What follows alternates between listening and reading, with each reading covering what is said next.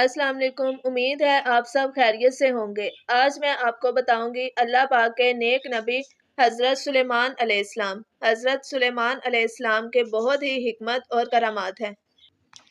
حضرت سلیمان علیہ السلام اللہ کے پیغمبر تھے اور بادشاہ بھی۔ آپ حضرت داؤد علیہ السلام کے بیٹے تھے۔ باپ کی وفات کے بعد تخت کے وارث بنے۔ آپ کے پاس ایک زبردست قسم کی انگوٹھی تھی۔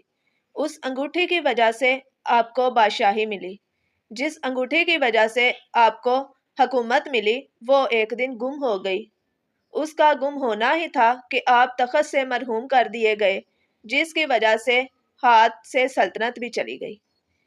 یہ انگوٹھی شیطان کے ہاتھ لگ گئی۔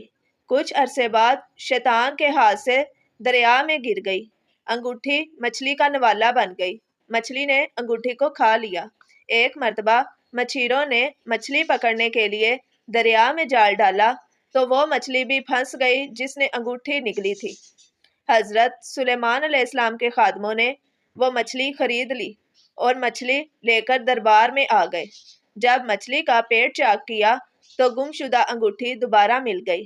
حضرت سلیمان علیہ السلام کی قسمت جاگ گئی۔ انگوٹھی کی بدولت آپ کو ایک بار پھر سلطنت ملی۔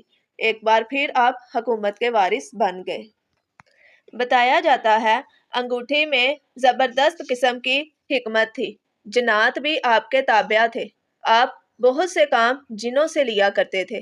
حضرت سلیمان علیہ السلام میں ایسی حیرت انگیز خوبیاں تھیں جو کسی بادشاہ میں نہیں تھی اور نہ ہی قیامت تک کسی کو نصیب ہوگی۔ ایک مرتبہ حضرت سلیمان علیہ السلام نے اللہ سے دعا مانگی کہ میرے بعد آنے والوں میں کسی کو ایسی حکومت نصیب نہ ہو۔ آپ کی دعا قبول ہوئی اور آپ کے بعد کسی نبی کسی پیغمبر کو ایسی حکمت نہیں ملی۔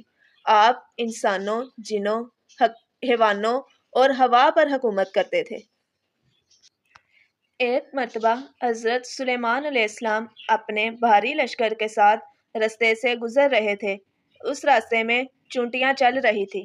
حضرت سلیمان علیہ السلام کی سواری دیکھ کر چونٹیوں کے سردار نے چونٹیوں کو خبردار کرتے ہوئے کہا، حضرت سلیمان علیہ السلام اپنے لشکر کے ساتھ آ رہے ہیں، ایسا نہ ہو تم سب حضرت سلیمان علیہ السلام اور ان کے مصحبیوں کے قدموں کے نیچے آ کر روند دی جاؤ۔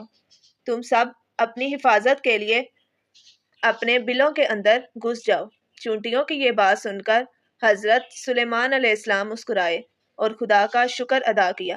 حضرت سلیمان علیہ السلام کو اللہ تعالیٰ کے چھوٹے سے چھوٹی مخلوق کی بھی آواز سنائی دیتی تھی۔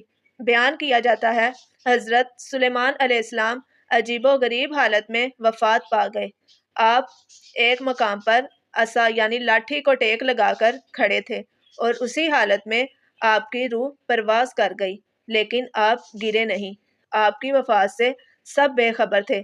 جب لاٹھی کو دمک چاٹ گئی تو آپ گر پڑے۔ اسی وقت جنوں، چرند اور پرند کو آپ کی وفات کی خبر